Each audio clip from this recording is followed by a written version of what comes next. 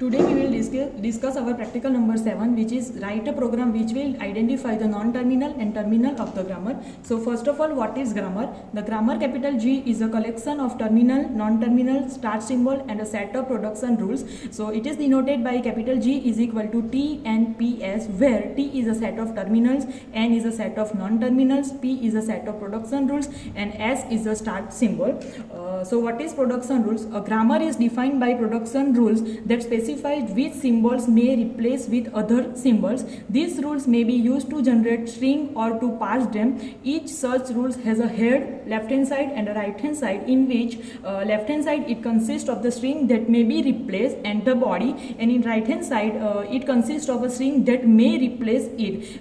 Rules are often written in the form of head tends to body. So if we write A tends to B, then it specifies small a can be replaced by B.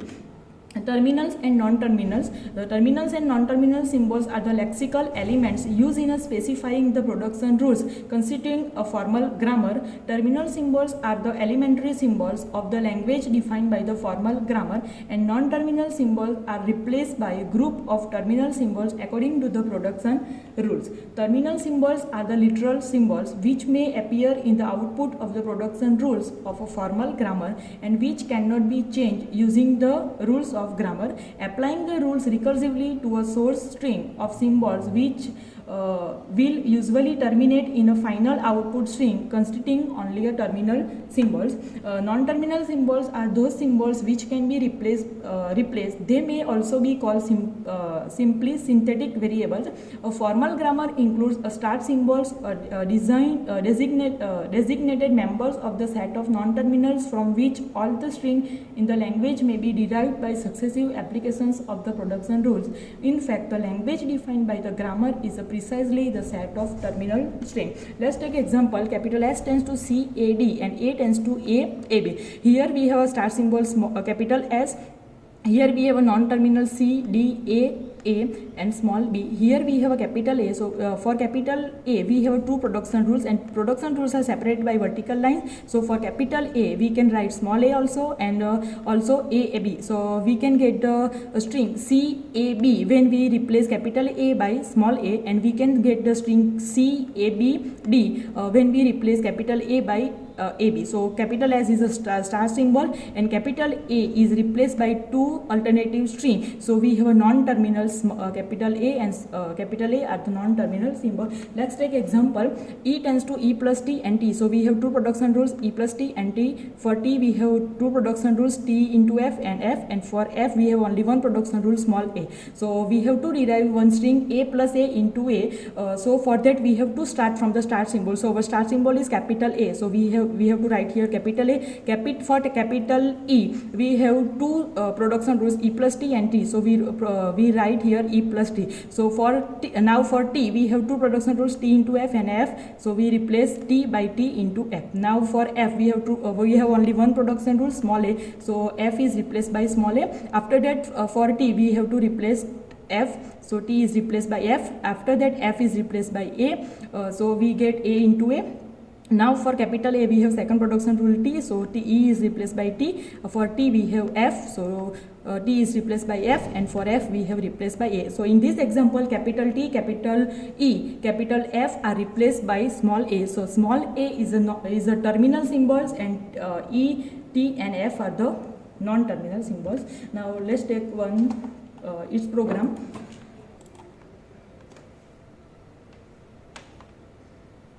Here we have a program. First of all, compile this, run this program. So we have to write our total number of productions. So we entered 3 productions. Productions are E is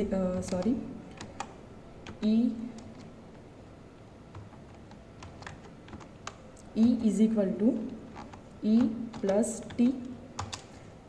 T is equal to V into F, and F is equal to A. Small a.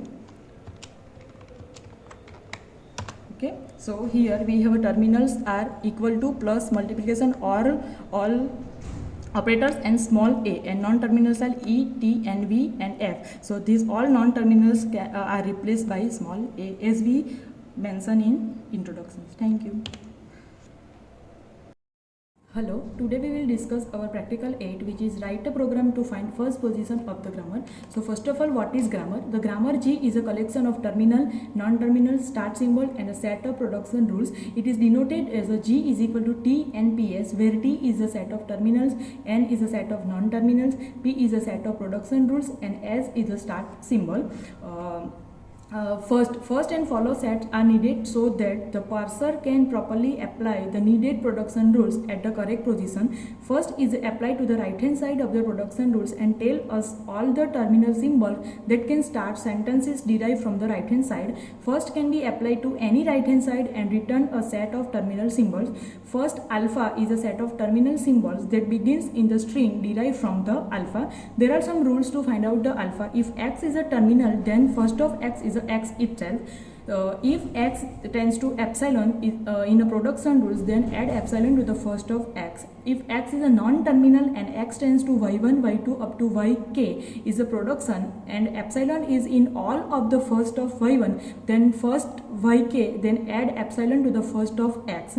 So if there is any epsilon, then we have to add epsilon in the first. If X is non-terminal and X tends to Y1, Y2 up to Yk is a production, then add A to first of X if for some I, A in the first Y of I and epsilon is in all of first Y1 and Y of I minus 1. Let's take with example. Here one example is A tends to ABC, second production rules DEF and third production rules is GHI. Here we have all non-terminal symbols. So for first production rules ABC, our first symbol is small a. So A is a first of A. For second production rules DEF, D is our first symbol. So D is a first of A. And for third production rule G is the first symbol of capital A. So G is the is the first of A. So total first of A is equal to A, D and G. Because we have all non-terminal, so we have to consider first symbols. Now let's take second example. Here we have a grammar E is equal to T E dash. So for if we want to find out the first of E, our first symbol is capital T, which is non-terminal, so we have to see in the T. Here we have a T is equal to FT dash, so F. So F is again non-terminal, so we have to see in the F. Here we have a F is equal to ID and in bracket capital E. So ID is the first symbol which is non-terminal, so it is the first of F. So it is the first of T, so it is the first of E. And in second production rule we have a bracket and capital E. So first bracket is the first of capital A. So first of capital F is equal to ID and open bracket. So first of F is equal to first of T is equal to first of E, because we have a E tends to T, T tends to F and F tends to ID. So first of F is considered as a first of T and first of E. Now we have to find out the first of E dash. So for E dash we have a first symbol is plus, so plus is considered as a first of E dash and second is epsilon, so epsilon is the first of E dash.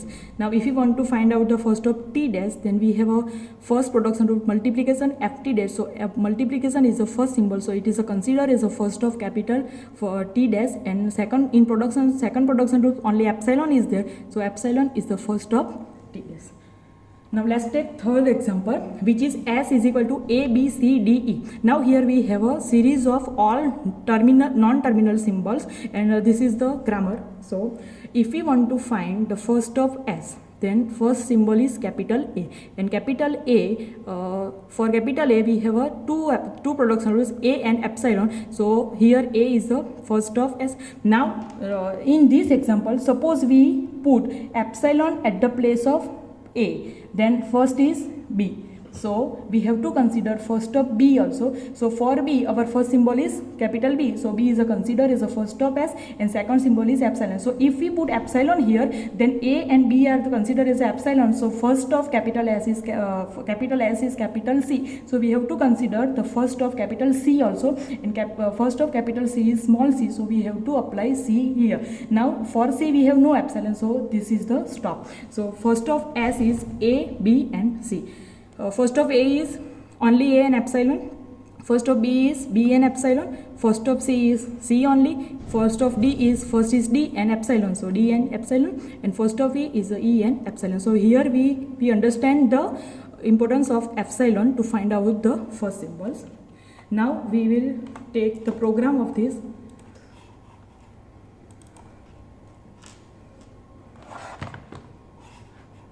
Here we have a program. We have to enter total production rules. Suppose we enter T. Our first production is capital E is equal to capital T plus capital F. Second production rules is equal to capital T is equal to small b, and our third production rules is capital F is equal to small a. Now find the first of. Suppose we will find the first of capital E. So for capital E, we have a first symbol is capital T. So capital T here. So in capital T we have only B. So first of E is B. So first of E is B. Now if we want to find out first of capital T, so we have only one production rule, small b. So B is the first of T. If we want to continue, then place here. If we find first of T, then we have a B also. And if we want to find first of F, we have a here, so it is A. Thank you.